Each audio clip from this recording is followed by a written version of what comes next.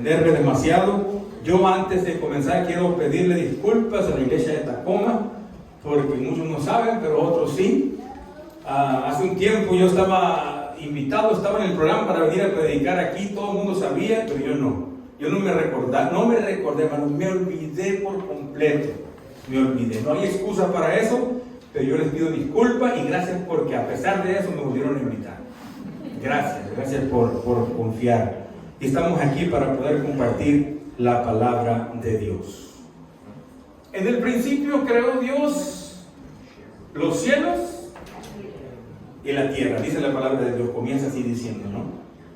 Y dice también que Dios todo lo que creó, cuando terminó de crear cada cosa en cada día, cada vez que Él terminaba decía que todo era bueno.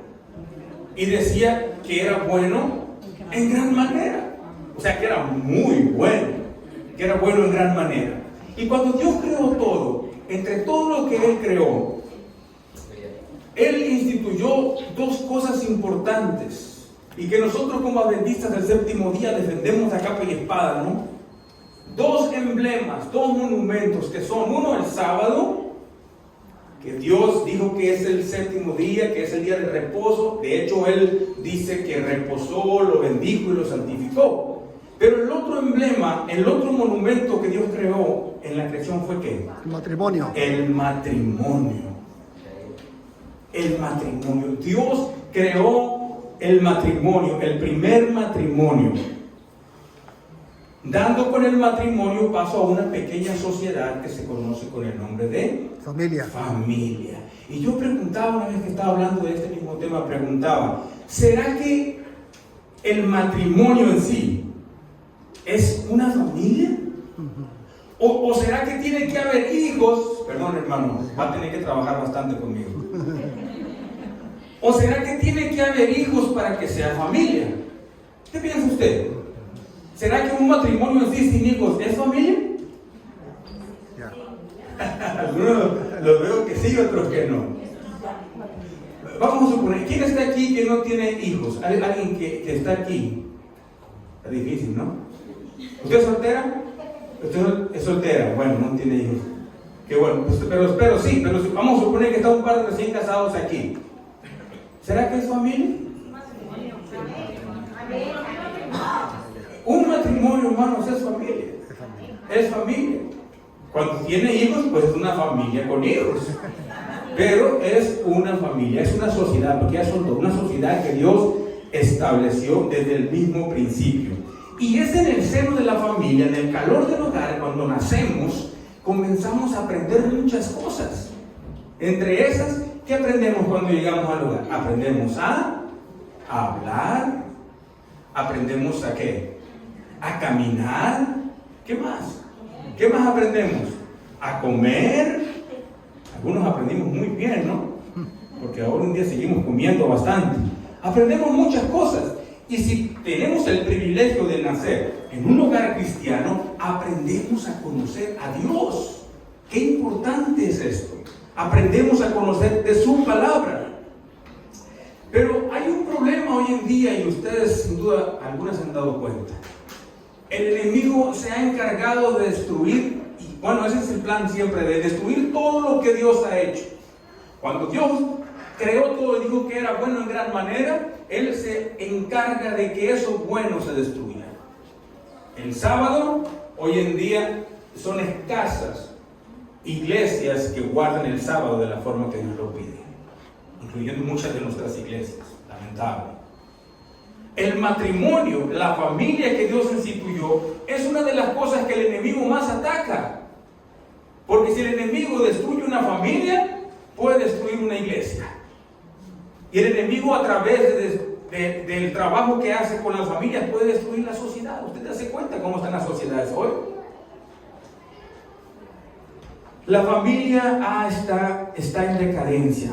Y yo, si esta mañana a ustedes les preguntara, ¿qué le hace falta a tu familia?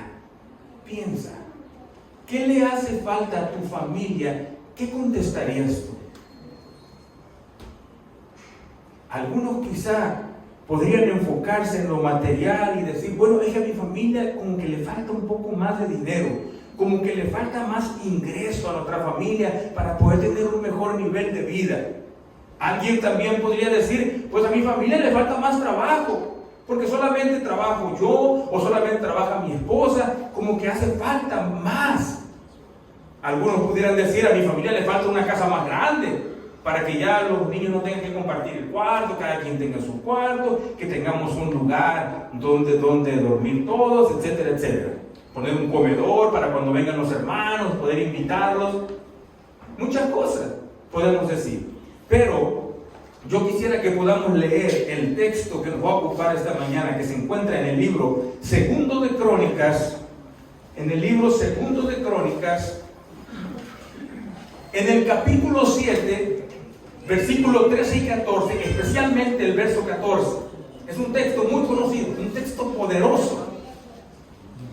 Segundo de Crónicas 7, versos 13 y 14. ¿Estamos ahí?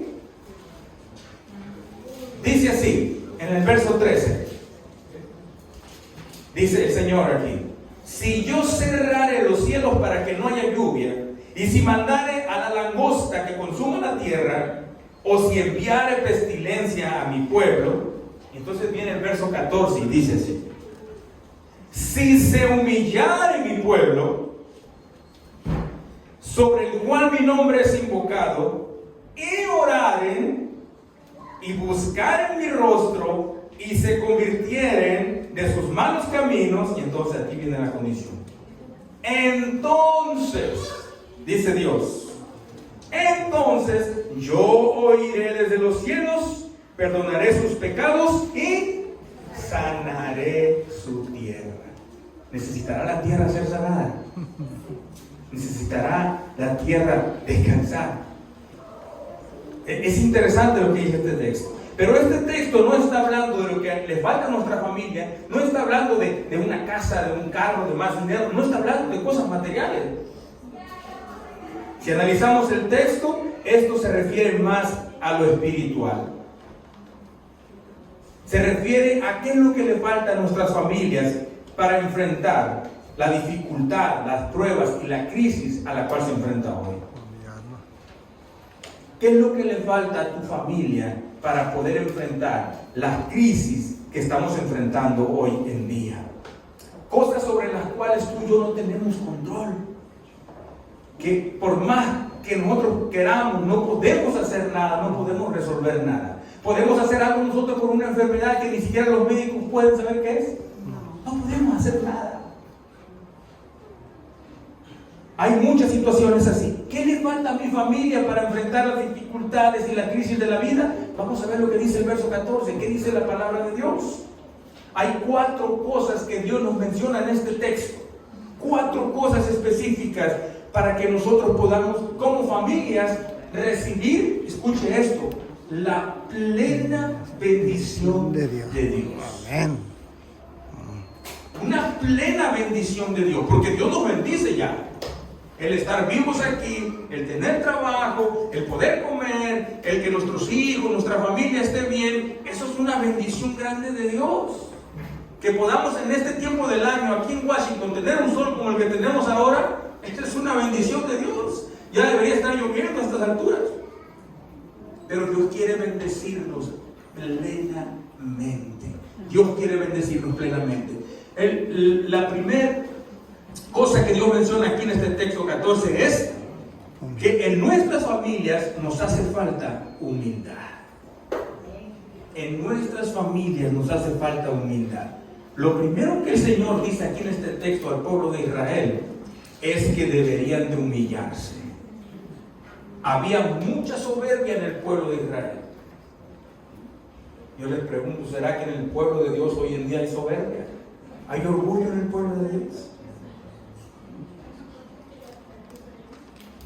Lastimosamente en nuestras familias lo que más hace falta es la humildad. Humildad para reconocer que muchos de los problemas que enfrentamos como familia es por nuestras malas decisiones. Hablábamos en lecciones pasadas y vamos a seguir hablando del libre albedrío, de la capacidad que nos dio Dios de poder elegir lo bueno y lo malo.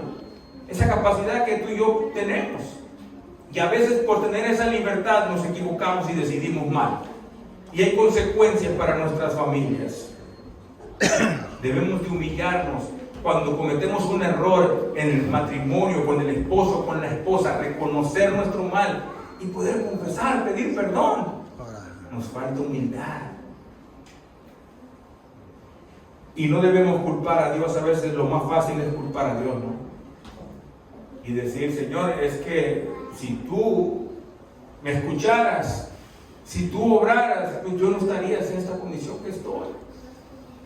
Y comenzamos a culpar a Dios a veces de los problemas que nosotros mismos acarreamos.